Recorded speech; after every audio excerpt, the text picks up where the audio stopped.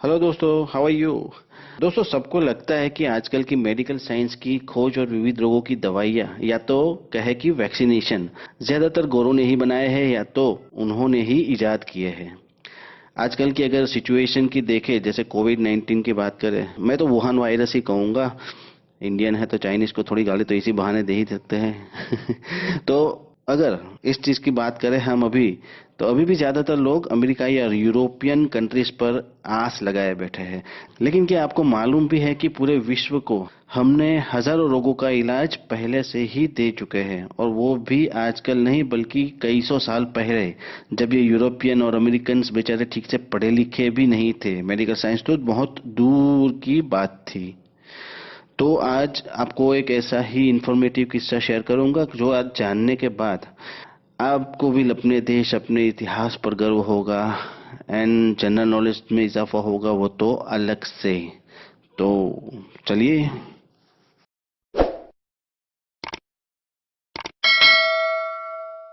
दोस्तों, अब एक प्रोसीजर पढ़ने जा रहा हूँ। आपकी सहूलियत के लिए बता दूं कि यह वर्णन एक प्राचीन भारतीय चिकित्सा पद्धति के ग्रंथ का है। समझने में थोड़ा टफ है, इसलिए ध्यान से कंसंट्रेट करके सुनिए। ठीक है, तो सुनिए, चलिए। काम संबंधी चाव्य भिंगनाश कभी कभी यदच्छा साध्य होते देखा जाता है, तो इसके लिए शस्त्र किया रूप विशेष चिकित्सा बताता हूँ। समझा? ओके, चलिए आगे बताता हूँ।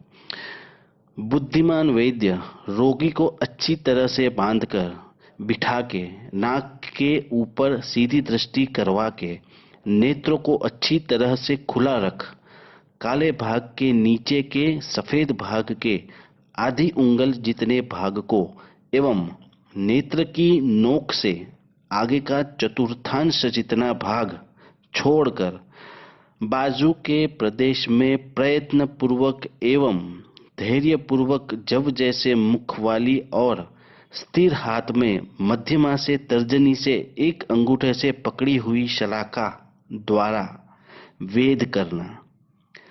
बाएं नेत्र में दाएं हाथ से एवं दाएं नेत्र में बाएं हाथ से वेद करें। योग्य तरीके से वेद हुआ तो नेत्र में से पानी की बूंद निकल सकती है तथा आवाज आती है। अन्यथा अगर अयोग्य तरीके से वेद हुआ तो नेत्र में से रक्त निकलेगा एवं आवाज आएगी। अलग पड़े हुए कफ को ऐसे बाहर निकालो कि रोगी के जिस नेत्र में वेद किया हो उस नेत्र की दूसरी तरफ नासिका को रोक नाक से हवा का दबाव करा के निकालना।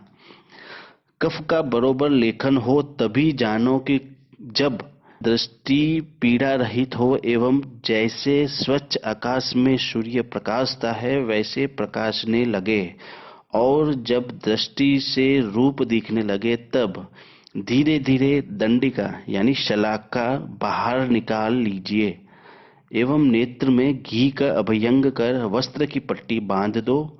तत्पश्चात रोगी को धुएं एवं वायु रहित घर में पीठ के बल सुलाइए। तो ये हो गया वर्णन पूरा।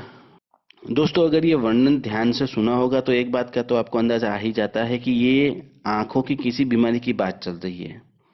चलिए बता देता हूँ कि ये बीमारी आंखों के मोतियाबिंद कैटरेक्ट्स की है, लेकिन ये बड़ी बात नहीं है। ज्ञान की बात, जानकारी की बात, जनरल नॉलेज की बात ये है कि ये डिस्क्रिप्शन ईसा पूर्व 600 साल के समय का है।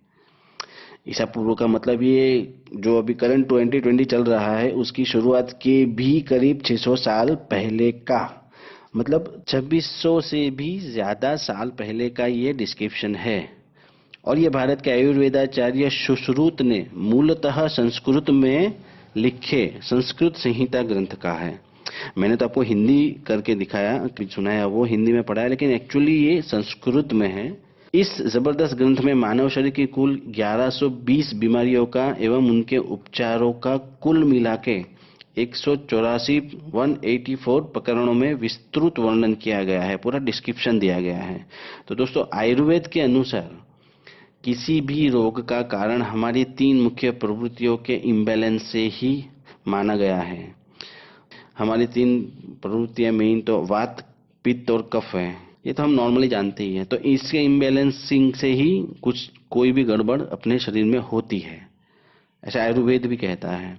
मोतियाबिंद होने का कारण नेत्रमणि में कफ का भरना माना जाता है। नेत्रमणि की पारदर्शिता कफ की वजह से डिस्टर्ब होती है, जिसकी वजह से ठीक से देखना मुश्किल हो जाता है। ईसा पूर्व 6ठी शताब्दी में सुश्रुत खास प्रकार की शलाका द्वारा रोगी की कॉर्निया को भेद के वहां जमे कफ को बाहर निकाल देते थे। दूसरे शब्दों में कहे, जरा सोफिस्टिकेटेड शब्दों में कहा जाए तो मोतियाबिंद की सर्जरी करते थे भाई। इस तरह की सर्जरी का कसब बरसों बाद चाइना में और फिर अरब वर्ल्ड में पहुंचा। जो मॉन्क्स और वो सब पहले चाइना के जो आप विजिट करते थे इंडिया की, तो वो लोगों ने पहले हमसे जो सीखा, फिर आगे घूमते घूमते वो अरब वर्ल्ड में गए, वहां सबको सिखाया, और फिर वहां से ऐसे ऐसे जैसे कोरोना स्प्रेड हुआ, ये सब भी स्प्रेड, इस तरीके से नॉलेज भी स्प्रेड हुआ। तो आप ये फैक्ट जानते थे दोस्तों? दोस्तों एक और थोड़ी मजेदार ज्ञानवर्धक स्टोरी।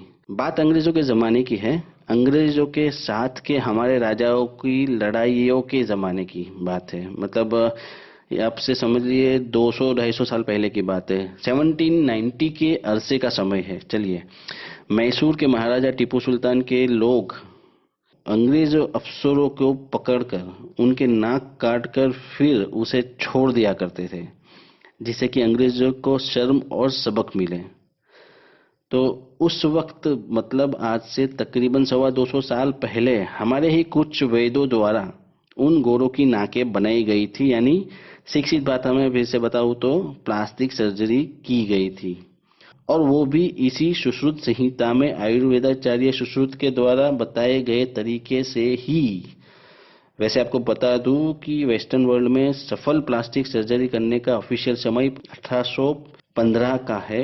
1815 मतलब 30-40 साल बाद की बात है। इससे पहले ही ये सब चीजें इंडिया में हो चुकी थी। वैसे कहा जाता है ना कि जो विजेता होते हैं इतिहास भी वही लिखते हैं, और जो लिखेगा वो खुद अपनी बेइज्जती थोड़ी ही लिखेगा। इसलिए भैया अंग्रेजों ने क्या किया कि नाक कटने का ऑफिशियल रिकॉर्ड कुछ ऐसे दर्ज किया कि 1792 में एक पारसी ब्रिटिश आर्मी का बैलगाड़ी चालक था, कावस जी, उसे टीपू सुल्तान के सैनिकों ने पकड़ लिया था। फिर बेइज्जती का निशान करके यानी नाक काट कर छोड़ दिया, जिसका बाद में सफलतापूर्वक रिस्ट्रक्चरिंग किया गया।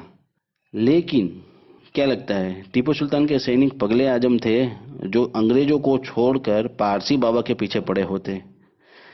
सब आधी हकीकत आधा फसाना है। तो दोस्तों कैसा रहा आज का ज्ञान? लोड लगा या फिर डाउनलोड हो गया इजीली? अपना तो यही मानना है कि ज्ञान, नॉलेज कभी लोड नहीं लगना चाहिए, बल्कि वो तो इजीली डाउनलोड हो जाना चाहिए। और इसी फंडे के साथ हम आपके सामने नई नई अनजानी अनसुनी ज्ञान की बातें, मेनली जनरल नॉलेज की बातें मजेदार तरीके से लाते रहेंगे, जिससे कि वो लोड ना लगकर इजीली दिमाग में डाउनलोड हो सके। तो दोस्तों आपको आज का टॉपिक अच्छा लगा हो और आप ऐसे ही और जानकारियां पाने में इंटरेस्टेड है तो जुड़ जाइए हमारे साथ सब्सक्राइब करके, और साथ में ही दी गई मंदिर की घंटी को भी बजा दे, जिससे आपको पता चल जाए जब भी हमारा नया इंफॉर्मेटिव वीडियो प्रकट हो। तब तक के लिए ज्ञानी भव।